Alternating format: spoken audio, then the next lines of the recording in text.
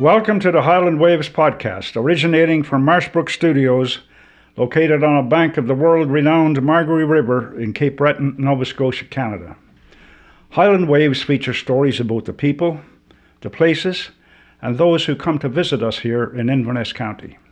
I'm Pat Wall, host of Highland Waves. My guest in studio this morning is Nadine Hunt.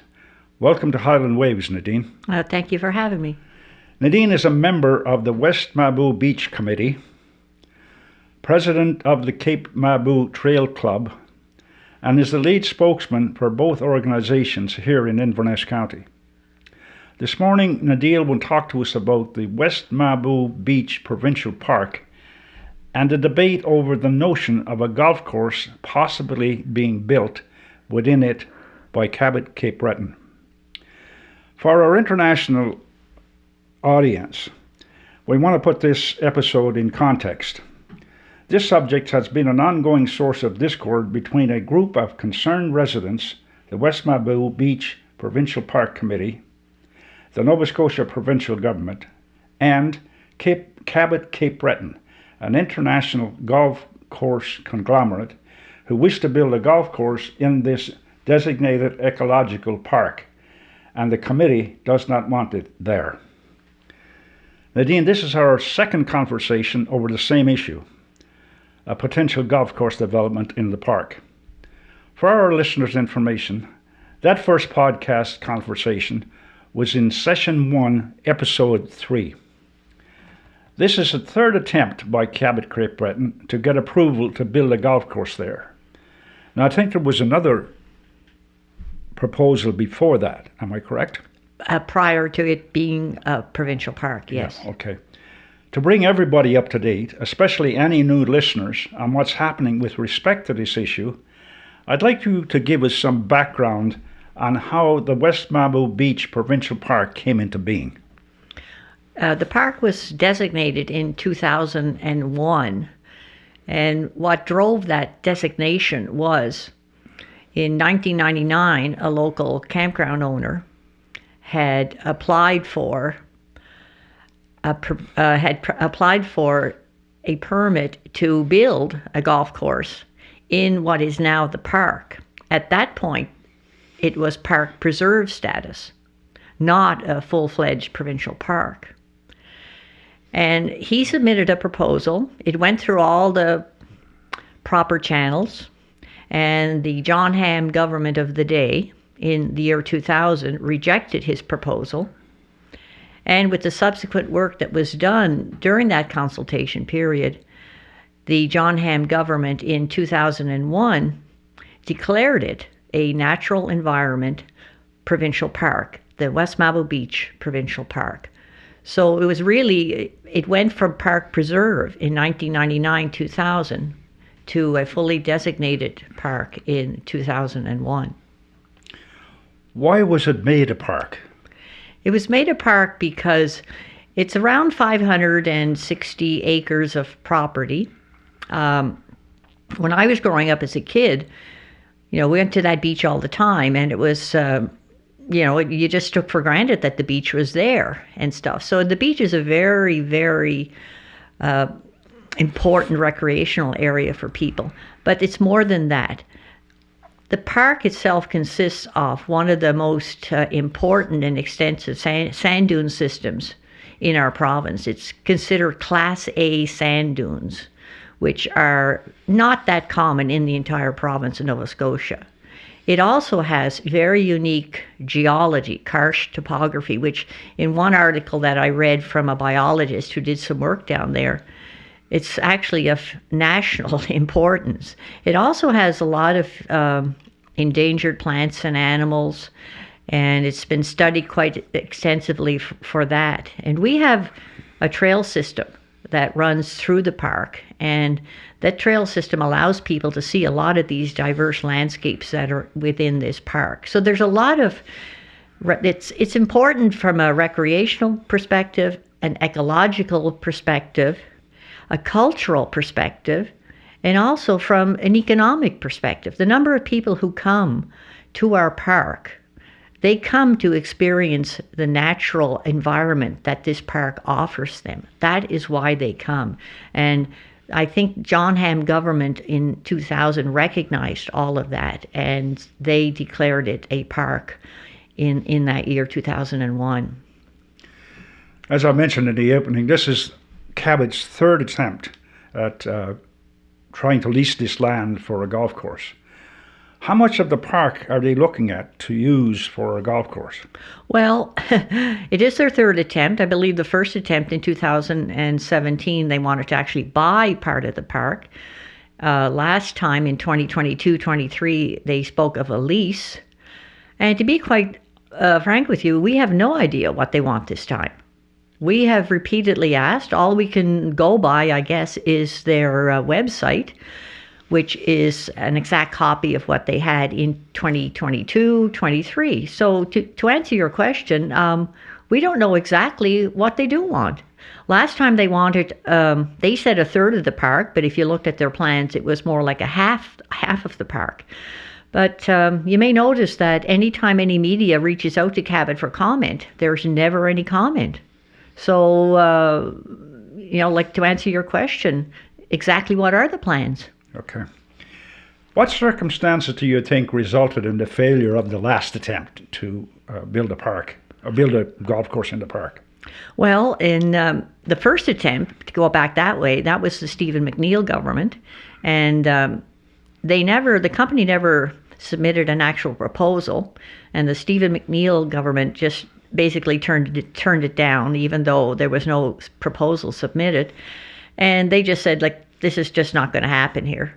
And in 2022-23, the Tim Houston government, with Minister Tory Rushton as Natural Resources Minister, they both turned it down. And Minister Rushton said that after consulting his staff, there was no mechanism for such a thing to happen in a provincial park, that provincial parks might be appropriate for hiking trails and stuff, but there's no mechanism for a golf course to be put in a provincial park, especially in this one. And the Premier said that a provincial park is a provincial park and it should stay a provincial park. That's what these two gentlemen said in April of 2023. Okay. This time around, your group seems to think Cabot and the province are more serious about putting the park or a golf course in the park. Do you have some evidence for that? Well, we've been hearing rumors for a long time, and some people would say that even though Tim Houston turned them down in April of 2023, that we seem to think that he never really put the notion totally out of his head. And so we've been hearing an awful lot of rumors over the last year or so. And, we found out that a lot of those rumors were actually true, right? I mean, we had to wait 2 months for the government to tell us that Cabot actually did submit a proposal. We were told that on October the 30th, when in fact Cabot had submitted a proposal on August 21st. Our own MLA and the rest of the government didn't see fit to even tell us that, even though they were asked. So there's been a lot of secrecy, a lot of backroom politics going on here, and that's not sitting well with people at all. Okay. Well, Premier Houston has certainly weighed in on it, and he made remarks that we need economic activity because of our provincial debt. And he also mentioned that other jurisdictions have golf courses in parks, particularly Parks Canada, and we have one here, the Cape Breton Highlands National Park, which has a golf course in it. How do you respond to that? Quite easily, actually. Premier Houston needs a little lesson in history here. The Highland Links, which is the golf course in the Cape Breton Highlands National Park, was built in the early 1940s. It was one of the last golf courses to be built in a national park. No golf courses have been built in national parks in Canada since the late 1940s. No golf courses in any national parks. It is not the mandate of national parks. A proposal to a national park would not see the light of day. It's just not what the national parks do. So it's very misleading for the Premier to come out and say, oh, there's golf courses in parks. Yeah, sure there are. But the one that he's quoting in Cape Breton and all other national parks in Canada. It's just not done anymore. It just is not done. That's not the mandate of parks.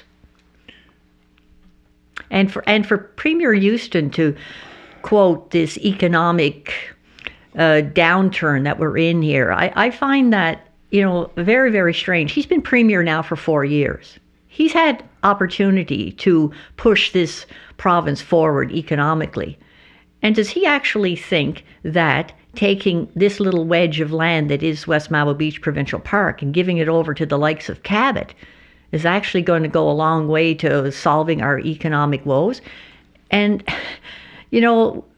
this is ridiculous, because if he does this to our park, every single provincial park and every protected area in this province is at risk, because his Minister of Natural Resources, Kim Marston, came out with a startling statement here just about maybe a week ago that said, "We are open for discussion for development in all protected areas."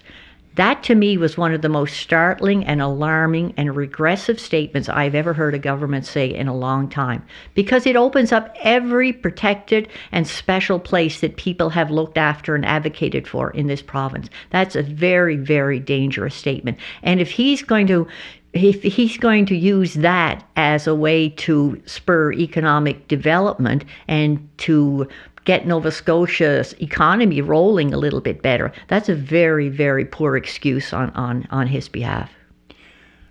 Nature Nova Scotia, the Canadian Parks and Wilderness Society, and now the President of Tourism Nova Scotia have spoken out against this idea.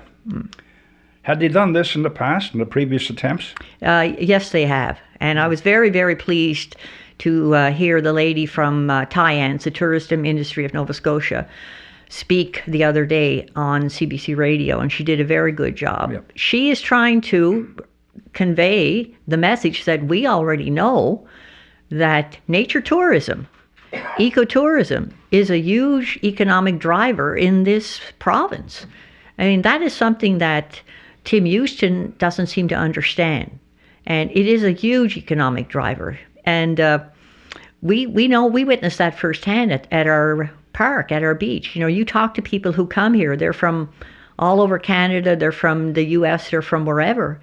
And they say, this is why we come here, right? This is why we come here. We don't come here for some of these other activities that we can very easily get other places. And Destination Cape Breton has a graph.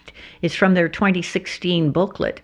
And that's the latest data I could get from that. But they have a very telling graph that shows, why do visitors come to Nova Scotia? And overwhelmingly, the graph says people come here for the coastal viewing, for the natural environment. 2% come here to golf.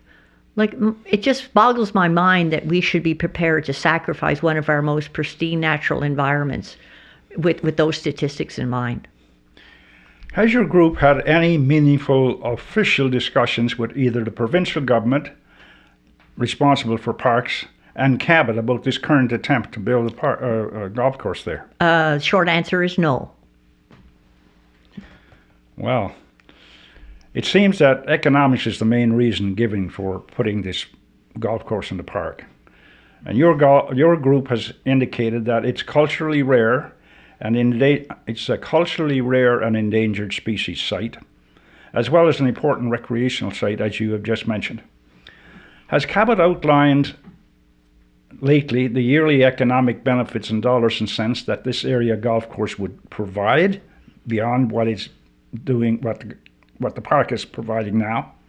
The only information that we have on that is Rodney McDonald, who is a paid lobbyist for Cabot, is sort of prompting the community right now with some money if they support Cabot getting West Mabou Beach Provincial Park.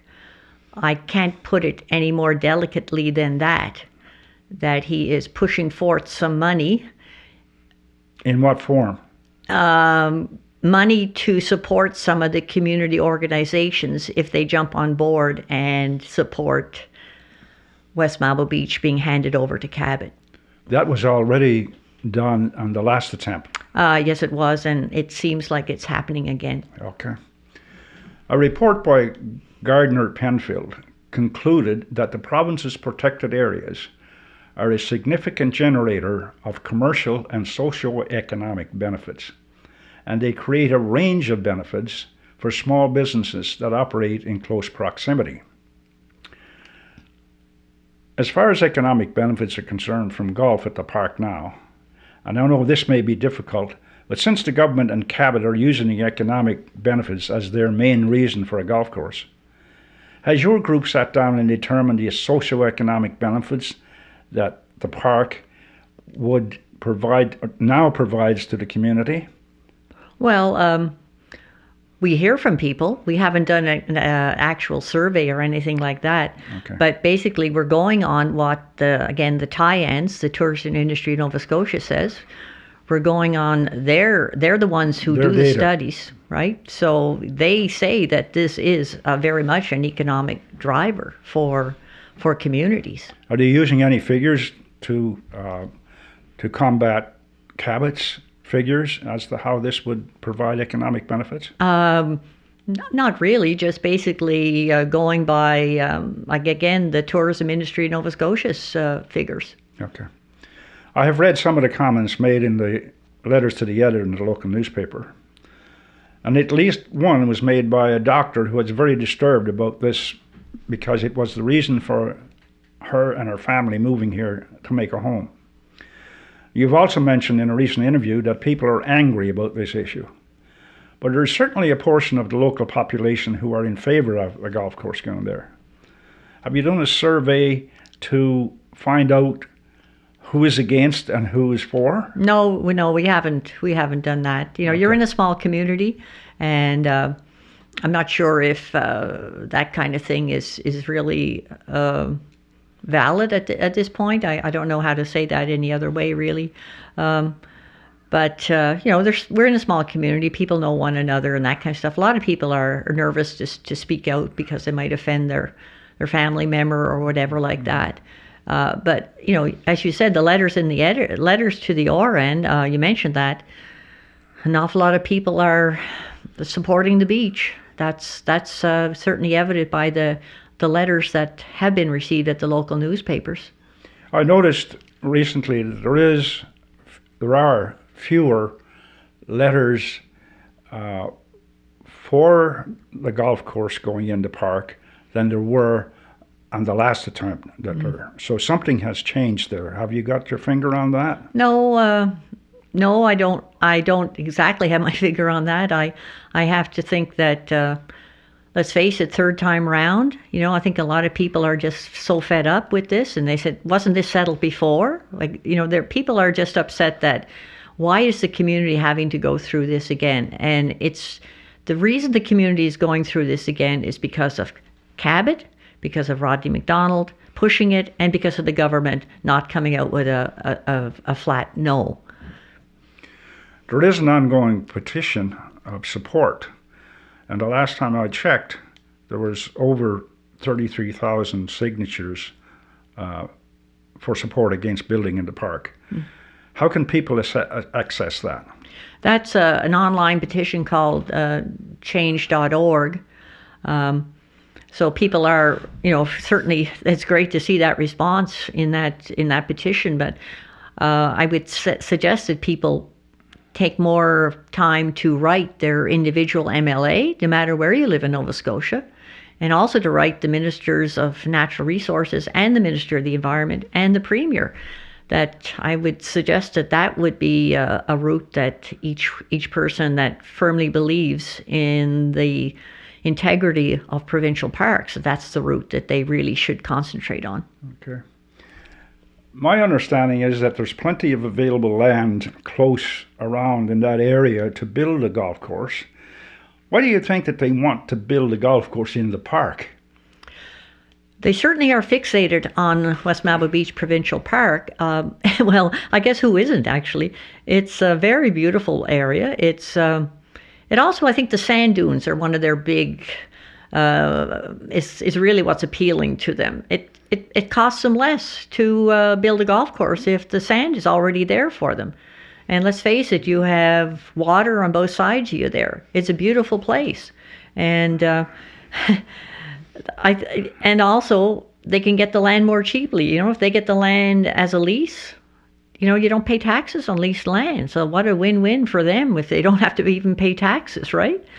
So, but you know, that's so offensive to think that, you know, they have their eye on this park. They want it for because it meets their needs, with total disregard for the needs of everybody else. Of course it's a park. It's a park. That's why it's a park, right? It's a park because of all these outstanding benefits that it gives the local people, the public people. And this area, even before it was a park, was looked after by local volunteers. It was looked after, it was cared for, and it has continued to be cared for by local people, building trails, cleaning the beach, doing all kinds of stuff. And it's so offensive to us to see all our work, and then Cabot just swoops right in and says, oh, this is pretty nice, I think we'll take this. That's very, very offensive. My understanding is that this application to build a golf course, this attempt, has been on the minister's desk for 6 to 8 weeks. And you didn't know anything about that? No, we knew nothing about that. Even I asked our local MLA, Kyle McQuarrie, specifically on October the 7th, has a proposal been presented to the government? And his answer was, I don't know. And he lied to me because the proposal was sent in on August 21st. Okay. Have you had any conversations with the Indigenous people over this issue in the park? Yes, we have. Okay. We have visited and supported them on Hunter's Mountain. They have come to West Mabou Beach, and they have supported us, and they are very much on board with us. Okay. And we're very grateful for that. Okay. They've made statements against this initiative. And have you met with them? Obviously, you've talked with them personally? The indigenous people? Yes, yeah. We have. Yeah, we've talked to them personally, yes. Okay. The park has protected status, but obviously it appears it's not set in stone. What would you like to see happen by the government to change course on this and not consider development of a golf course or any other development in a ecologically protected park in the future? Well, the Provincial Parks Act has to be changed. It does have some criteria in there, like it does talk about you can't cut trees in parks, you can't do this, you can't do that in parks. And as Tory Rushton, the minister, said in April of 2023, you know, parks are okay for hiking trails and low impact activity. But there still is a clause in there that the governor and council, i.e. the premier, can basically decide what he wants to do with the place. And that's not right. Like, that shouldn't rest with one person's hands. So we definitely need the Provincial Parks Act tightened up tremendously so that these kinds of things just can't happen. I noticed in the newspaper, I think it was in the newspaper, that on November the 13th, at the Mabou Hall, there is an open house. Yes. At I think 6 p.m. Yes, correct. So if people want more information, I guess they can attend that. Yes. Are you aware of any timeline for this potential golf course development to start if it does get approval? We have no idea of any timeline whatsoever. No, we do not. The Minister of Natural Resources has said that there would be public consultation and consultation with the Indigenous, but she just said that. I don't know what kind of consultation she's talking about. I don't know when. So no, we have no information. It's typical of this whole scenario. You know, we're trying our best to get information, and it's just not available to us. Have you contacted your local MLA directly and said, look, we'd like to be part of this conversation?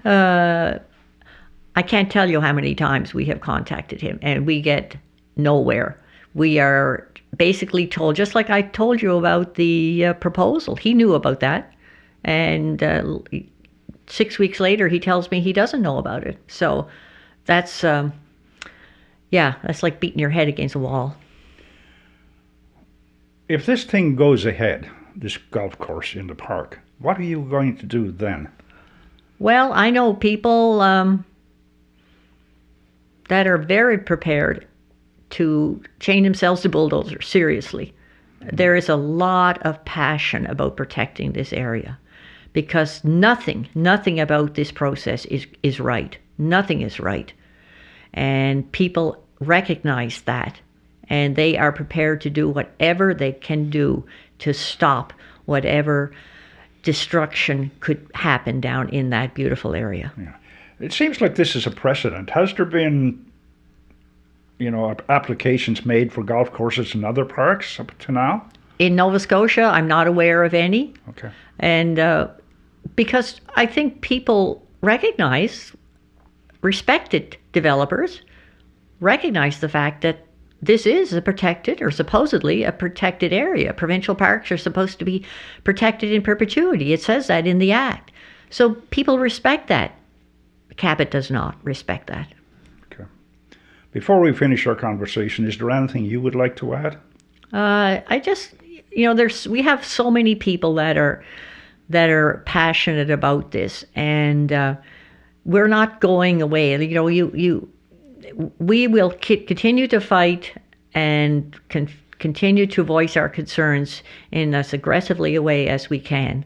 And I'm hoping that people will join us as well on Sunday, November the 16th. We are having a rally in Mabou at the end of the West Mabou Road. So Sunday on November 16th at 2 o'clock in the afternoon, we're having a rally. It's just going to be by the side of the road, basically. And so we're hoping to get as lot of people as possible out for that rally. And the town hall. And we have the town hall meeting on Thursday coming up. And that's just basically a friendly information center session with, just letting the community know what's going on and that kind of stuff. Are there going to be any government officials or people from Cabot or anybody there? No, I don't think so. They're probably invited, but I'm not sure if they were going to be there or not. Okay. Not likely. Well, Nadine, thank you for taking the time to come and educate our listeners from your committee's point of view about this potential golf course development within the West Mabou Beach Provincial Park. And thank you to our listeners. A reminder, too, to hit the like and subscribe button so you can stay up to date. And remember, subscribing to Highland Waves is free. Our thought for today is by Walter Martin, who once said, "Controversy for the sake of controversy is sin. Controversy for the sake of truth is a divine command." So long for now, Pat.